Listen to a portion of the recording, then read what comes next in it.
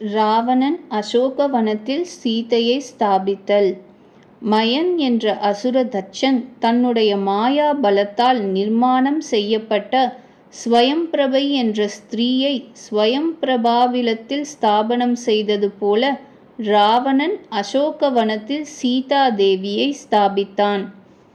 பிறகு தினந்தோறும் தன்னுடைய பிரபாவத்தையும் வர்ணித்து கொண்டு ராமருடைய பட்சத்தை தீனமாக பேசிக்கொண்டு சீதாதேவியை தன் வசமாக்கிக் கொள்ள பிரலோபப்படுத்தினான். ராமனை மிகவும் கீழாக பேசுவது போல் காணப்படும் 2 ஸ்லோகங்கள் வால்மீகியால் எழுதப்பட்டிருக்கின்றன. ஹே சீதே, நீ ராமனை எதிர்பார்ப்பதில் கொஞ்சமேனும் பிரயோஜனமில்லை. ராமன் ராஜ்யத்திலிருந்தும் பிரம்சனத்தை அடைந்துவிட்டான். அத்துடன் பரம தீனனும் ஆவான். தபஸ்வி போல் வேஷம் தரித்து கொண்டு அரண்யத்தில் சஞ்சாரம் செய்கிறான். அரண்யத்தில் சஞ்சாரம் செய்வதிலிருந்தே அவனது ஆயுசு அல்பம் என்று ஊகிக்க கூடியதாய் வருகிறது.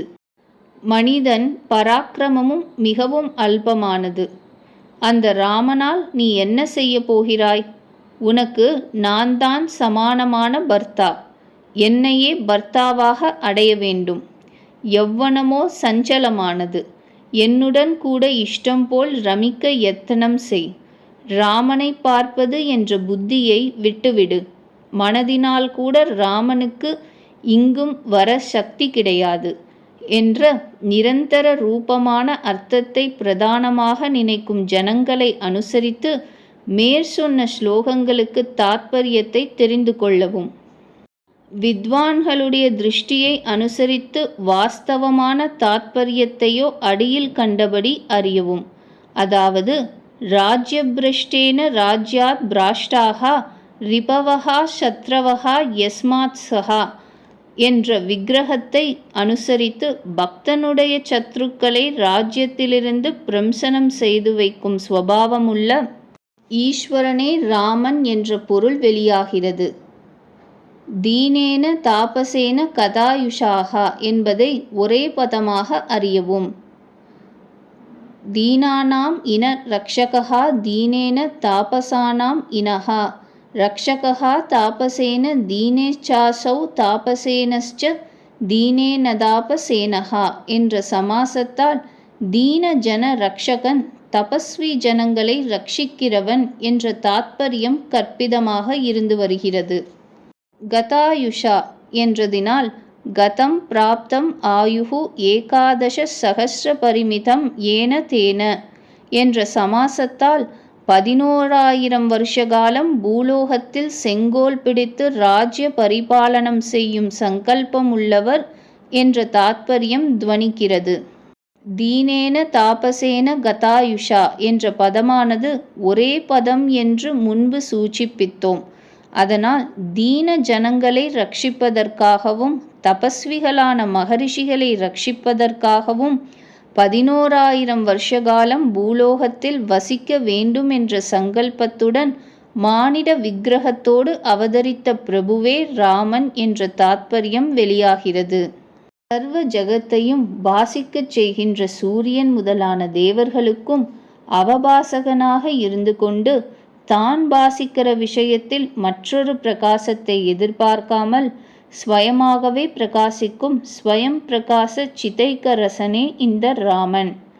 இவ்விதமான மகிமையுள்ள ராமனை பற்றி அவரை விட்டு பிரிந்து விட்டோமே, அவர் என்ன செய்வாரோ என்று நீ எதற்காக பிரலாபிக்க வேண்டும்? அவரோ மகாத்மா. அவருடைய விஷயமாக உனக்கு யாதொரு கவலையும் வேண்டாம். பால்யம் கௌமாரம் யௌவனம் வார்த்தக்கியம் என்ற அவஸ்தைகளோடு கூடின ஆயுளையே பிரகிருதத்தில் யௌவன சப்தத்தால் கிரகித்து கொள்ளவும். பூலோகத்தில் ஏற்படுகின்ற ஆயுசோ உன்னை உபாசிக்கிறதற்காகத்தான் ஏற்பட்டது. அந்த ஆயுளை இன்று நாளை என்று உன்னை உபாசிக்காமல் வீணாக்குவதில் பிரயோஜனமில்லை. அதுவோ நஸ்வரம். எந்த நிமிஷத்தில் முடியக்கூடியதோ சொல்லி முடியாது. ஆகையால் அந்த ஆயுளை அடைந்தவர்கள் உடன் உன்னை உபாசித்தே தீர வேண்டும். வீணாக காலம் போகாமல் உன்னுடைய உபாசனத்தை நான் செய்து என் ஆயுளை சபலமாக செய்து கொள்ளும்படி எனக்கு நீ அருள் செய்ய வேண்டும்.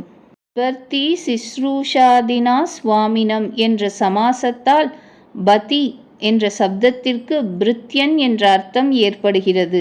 உனக்கு நான் அனுரூபமான வேலைக்காரன். அப்படி அனுரூபமான என்னை நீ பிருத்யனாக ஸ்வீகரிக்க வேண்டும். என்னை ரட்சிக்கவும் வேண்டும்.